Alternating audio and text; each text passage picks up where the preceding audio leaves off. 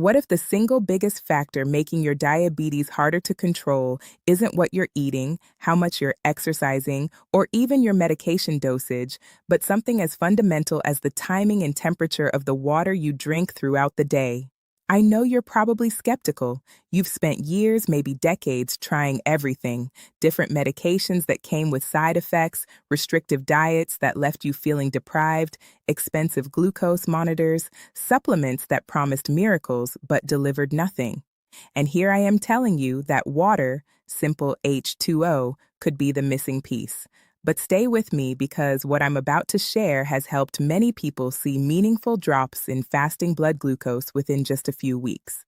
My name is Dr. Emily Brooks, and today I'm going to show you how strategic hydration can significantly improve the way your cells respond to insulin, even if you've had diabetes for decades. These aren't statistics from research papers. These are real people. People who walk into appointments exhausted, confused, and frankly defeated. People in their mid-60s through their late 70s who do everything by the book. They check their glucose 4 times daily.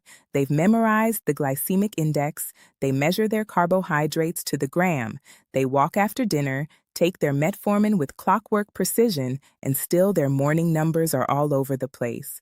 I see the exhaustion in their eyes, not just physical exhaustion, though that's certainly there. It's a deeper weariness, the kind that comes from fighting a battle where the rules keep changing and victory feels impossible. These are people who've given up pasta, bread, desserts they once loved, who've spent thousands on continuous glucose monitors, special diabetic foods, and supplements, who've attended every diabetes education class their insurance would cover. And despite all of it, their A1C keeps climbing. But here's what changed my entire approach to treating diabetes. I began noticing that a large portion of adults over 65 are chronically dehydrated, and that dehydration creates a cascade of metabolic problems that make blood sugar control nearly impossible, regardless of medication. And here's the fascinating part. Most research focuses on what people eat. Almost nobody studies when and how people drink. Before we continue, I'm curious, where in the world are you watching this from right now? Drop your location in the comments. Diabetes affects people everywhere, and I love seeing this community come together from across the globe. Now, I need to be crystal clear about something. This isn't about abandoning your current treatment. Your medications are important. Your doctor's plan matters. What I'm sharing is how to optimize the environment inside your body so that your medications can work the way they were designed to work. Let me explain what's happening metabolically that nobody tells you about. When you hit your 60s, your body undergoes 4 critical changes that directly impact blood sugar control. First, your cellular water channels, proteins called aquaporins, become less responsive. Even when you drink water, your cells struggle to actually pull that water inside where it's needed. Second, your kidneys naturally lose approximately 30% of their filtering capacity by age 70. This means they're less effective at removing excess glucose from your bloodstream, and they're also less efficient at concentrating your urine, causing you to lose more water than necessary. Third, and this one surprises most people, your sense of thirst becomes dramatically impaired. Studies show that by age 65, your thirst response can be delayed by up to 90 minutes after your body needs water. You could be medically dehydrated without feeling even slightly thirsty. Fourth, many common diabetes medications, especially diuretics that people take for blood pressure, actively pull water from your body, making chronic dehydration worse. Here's what most doctors don't explain. When your cells are dehydrated, even by just 3%, your cell membranes become rigid. Think of a dried-out sponge versus a moist sponge. A dried sponge can't absorb anything. A moist sponge pulls in liquid instantly. Your cell membranes work the same way. When they're properly hydrated, insulin receptors function normally. When they're dehydrated, those receptors essentially shut down. Your pancreas could be producing insulin. You could be injecting insulin. But if your cell membranes are rigid from dehydration, that insulin can't do its job. The result? Your glucose stays trapped in your bloodstream instead of entering your cells. Your blood sugar numbers climb, not because you ate wrong or forgot your medication, but because your cells physically cannot accept the glucose trying to enter. Robert is 69. Robert's diabetes had been stable for 8 years. Then suddenly, without changing anything, his morning numbers went haywire. He'd been waking up around 110 to 120. Now he's consistently hitting 170, 185, sometimes breaking 200. His daughter brings him in because she's worried. When I review his glucose log with them, the pattern is mystifying. Tuesday morning 192, Wednesday 178, Thursday 201, Friday 186, same dinner every night. Chicken breast, vegetables, small portion of brown rice, same bedtime routine, same medication schedule, but wildly inconsistent morning readings. Picture his daughter leaning forward saying, "He's doing everything perfectly, Dr. Emily. I help him prep his meals. We weigh everything. Something's clearly wrong." So I walk through his typical day, hour by hour. What time he wakes up, what he eats, when he takes medications. On paper, everything looks textbook perfect. Then I shift to a different angle. "Robert, walk me through your fluid intake on a typical day." This is where the pattern emerges. Well, I have my coffee when I wake up, maybe a glass of water with my pills at breakfast, another glass at dinner, sometimes iced tea in the afternoon. When I ask specifically about plain water, he admits maybe 2 glasses total. I'm never really thirsty, so I don't think about it. Here's the issue. At 185 pounds, Robert needs approximately 90 ounces of water daily. He's consuming maybe 16 ounces. He's chronically dehydrated, but his impaired thirst mechanism gives him no warning signal. And coffee, it's a diuretic. For every 8 ounces of coffee, you only net about 3 ounces of actual hydration. The rest is pulled from your body's existing water stores. We implement what I call the WTR protocol, which I'll explain fully in a moment. Essentially, we restructure when, how, and what temperature water he consumes. 10 days later, Robert reaches out. His tone is completely different, lighter, almost excited. "Dr. Kent, my morning reading was 118 today. Yesterday was 124. 3 days ago, 132. I haven't seen these numbers in 6 months. 4 weeks later, the transformation is visible. Better energy, better color. His glucose log shows an average fasting reading of 127 for 2 straight weeks, down from 185. Same food, same medications. The only variable that changed was strategic hydration. But here's what he tells me that really drives it home. "I feel different, Dr. Emily. It's hard to put into words, less foggy, more present. Like there was this constant mental haze I'd gotten so used to, and now it's just cleared." That mental clarity. That's what happens when your brain, which is 75% water, finally gets properly hydrated after months or years of running depleted. The details vary, but the core issue is almost always the same. Before I teach you the exact protocol that works in cases like Robert's, let me explain the 3 critical mistakes nearly everyone makes with hydration after age 60. You're probably making at least 2 of these right now. Mistake number 1, counting coffee, tea, and other beverages as water. Here's the truth. Coffee and tea are mild diuretics. For every cup you drink, you lose approximately 60% of that volume through increased urination. So if you drink 8 ounces of coffee, you net about 3 ounces of actual hydration. The rest is pulled from your body's existing water stores. Juice, even unsweetened juice, causes rapid blood sugar spikes that trigger your kidneys to dump both glucose and water. Diet sodas contain artificial sweeteners that actually worsen insulin resistance. The only beverage that truly hydrates is plain water. Everything else is supplementary at best, counterproductive at worst. Think of it this way. If you have a checking account that needs $1,000 to avoid overdraft fees, would you deposit $1,000 knowing the bank immediately withdraws $600? You'd still be short. That's what coffee and tea do to your hydration status. Mistake number 2. Drinking cold water straight from the refrigerator, especially first thing in the morning. This might surprise you because cold water feels refreshing, but here's what happens physiologically. When ice-cold water hits your stomach, especially when your core body temperature is still low from sleep, your blood vessels immediately constrict. This is your body trying to maintain core temperature. When blood vessels constrict, circulation decreases dramatically. And where does glucose need to go? Into your cells, through your bloodstream.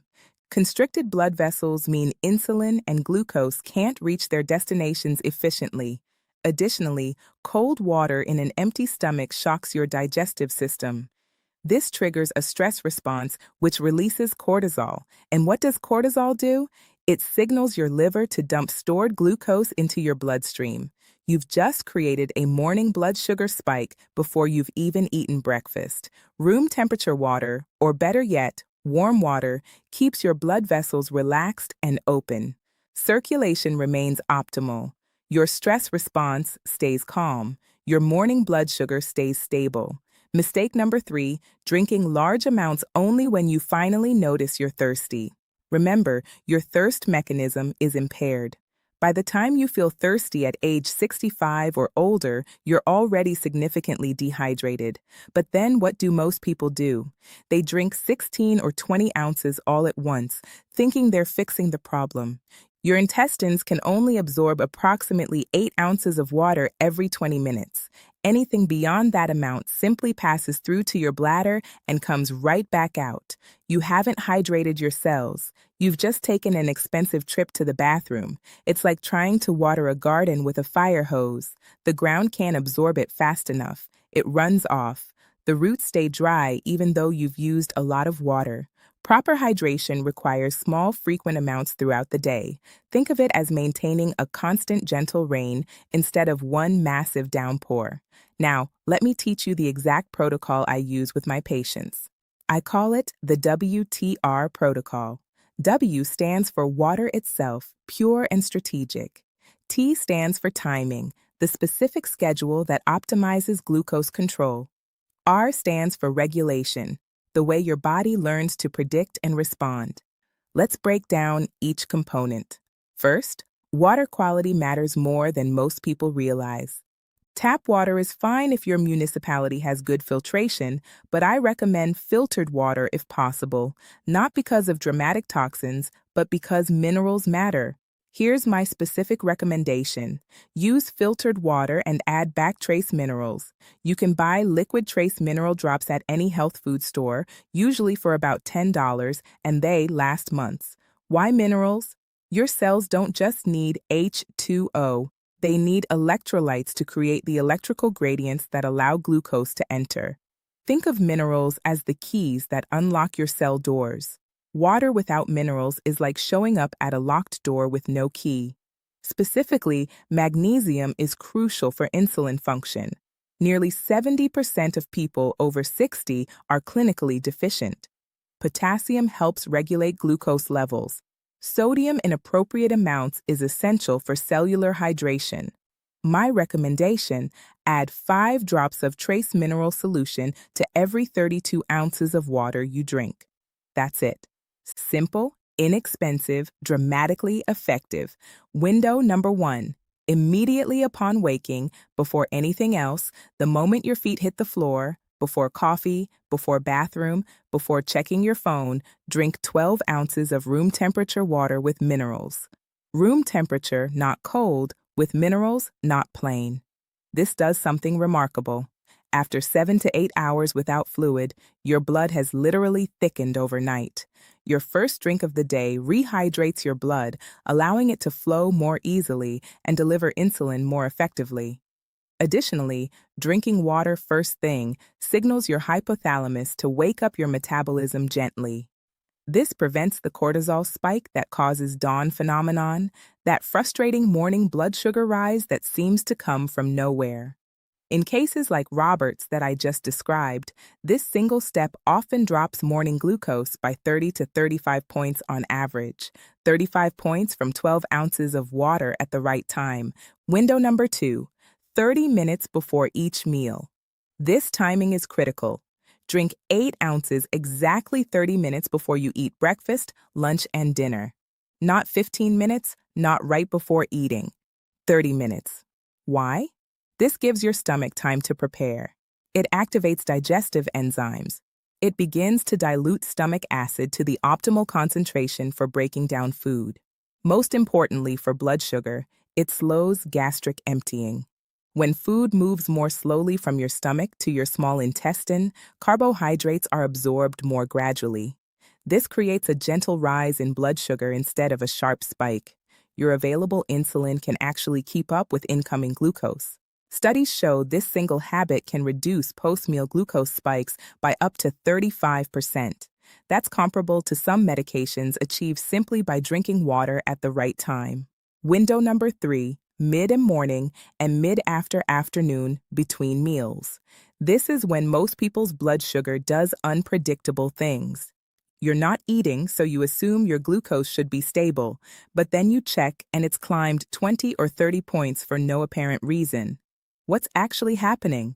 Dehydration. As your blood loses water through normal metabolic processes, it becomes more concentrated. More concentrated blood means higher glucose readings, even though you haven't added any glucose to your system. Drink 6 to 8 ounces at 10:30 a.m. and again at 3:30 p.m. Small amounts. Strategic timing. This keeps your blood volume consistent and your glucose reading stable. Window number 4, 2 hours after your last meal of the day. This one surprises people. Most have heard not to drink water right before bed because of nighttime bathroom trips, and that's true. Drinking at 1000 p.m. and going to bed at 10:30 p.m. means you'll wake up at 1 a.m. needing the bathroom. But drinking at 700 p.m. or 800 p.m., a full 2 to 3 hours before bed, allows your body to process and distribute that water. You'll likely urinate once before bed, then sleep through the night. This evening, hydration does something critical for fasting blood sugar. It prevents your blood from thickening too much overnight, which means you wake up with better circulation and more stable morning readings. Here's what most people don't understand. Your body adapts to patterns. If you've been chronically dehydrated for months or years, your body has adjusted to function in drought mode. Your kidneys concentrate your urine more, your brain suppresses thirst signals, your cells accept less fluid. When you suddenly start drinking more water, your body initially responds by sending you to the bathroom constantly. This is normal and temporary. You're not actually hydrating poorly. Your body is simply recalibrating.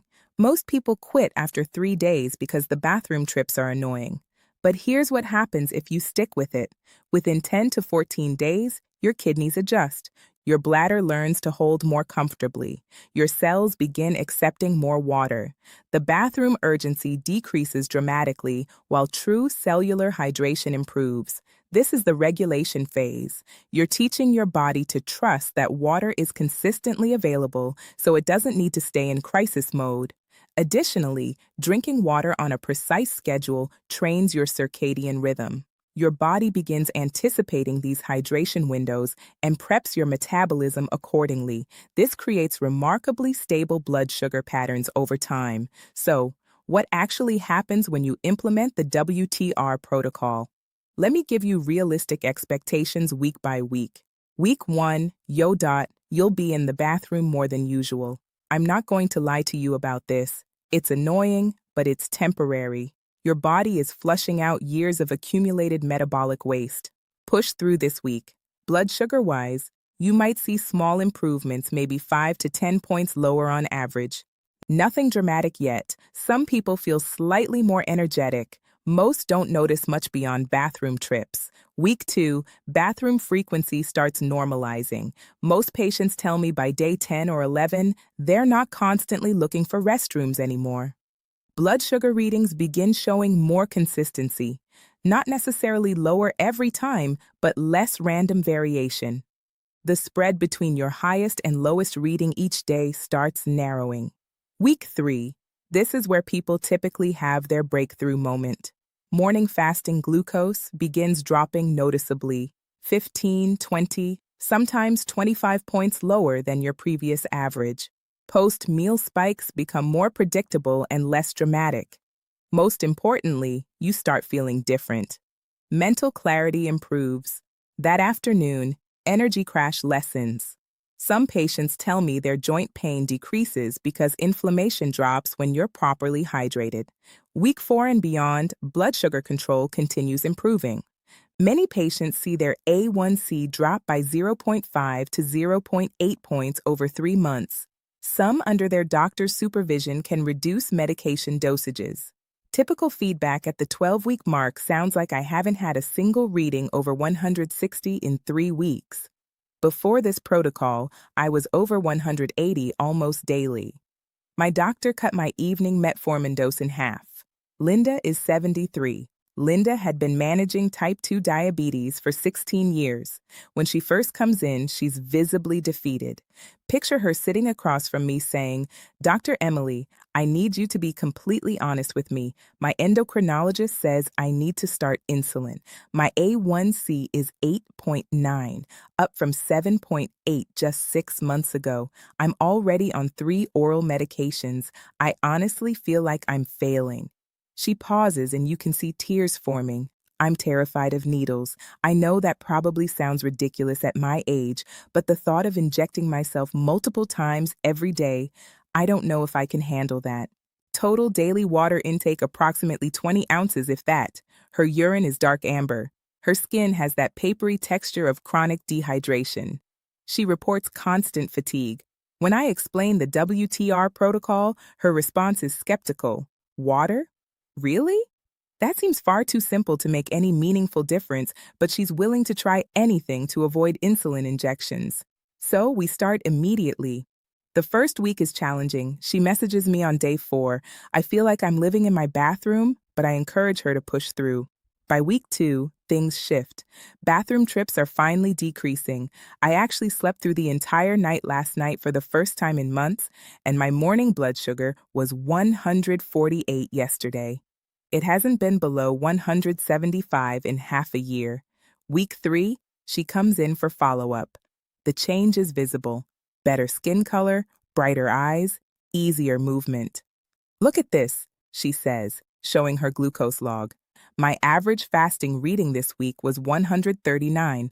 My post-meal numbers rarely exceed 165. Now before the protocol, I'd regularly hit 220, 230 after eating. We recheck her A1C at 3 months. It's dropped from 8.9 to 7.7. Still not perfect, but dramatic improvement. Her endocrinologist actually calls me. "I don't know what you did, but keep doing it. We're holding off on insulin. If her next A1C continues this trend, we might even reduce one of her oral medications." But here's what Linda tells me that really captures the essence.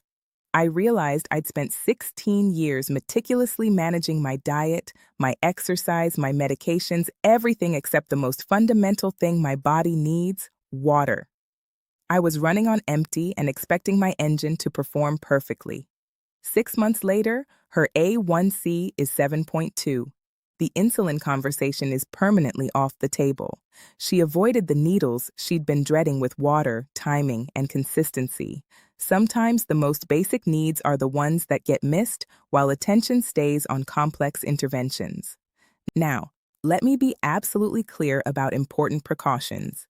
This protocol is not a cure for diabetes. It will not replace your medications. Never stop taking prescribed medications without explicit approval from your doctor. What this protocol does is optimize your cellular environment so medications work more effectively and your body's natural insulin functions better. Some important considerations. If you have congestive heart failure or any condition where fluid retention is a concern, talk to your cardiologist before increasing water intake. In some cardiac conditions, drinking too much water can worsen fluid retention. If you have kidney disease, especially if you're on dialysis or have less than 30% kidney function, you need individualized guidance. Do not increase water intake without your nephrologist's approval.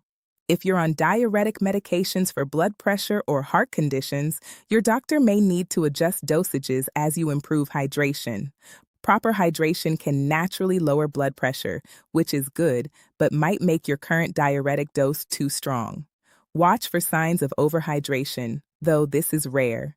If you're urinating completely clear urine more than 10 times daily, or if you develop headaches or nausea, you might be drinking too much. Pull back slightly, and please share your experience in the comments. Tell me where you're starting from. Let me know after week 1, week 2, week 3, what you're noticing. Your story could be exactly what someone else needs to hear to give this a try. If you made it all the way to the end of this video, type "I finished the video" in the comments below. It tells me this information is reaching people who really need it, and it helps YouTube share this with more people struggling with blood sugar management. Then tell me, are you ready to try the WTR protocol?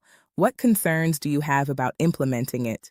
I read every comment and I'll respond to your questions. If this video was valuable, please share it with someone managing diabetes, a parent, friend, spouse who's struggling despite doing everything right. This simple information could genuinely change their life. And if you haven't subscribed yet, hit that subscribe button and click the notification bell. I post new videos every week on managing diabetes, optimizing metabolic health, and living well after 60. Thank you for being here. Thank you for taking your health seriously enough to watch a 16-minute video about something as simple as drinking water. Remember, sometimes the most powerful interventions aren't the most complicated ones. Sometimes it's getting the basics right that creates transformation. Take care of yourself. This is Dr. Emily Brooks, and I'll see you in the next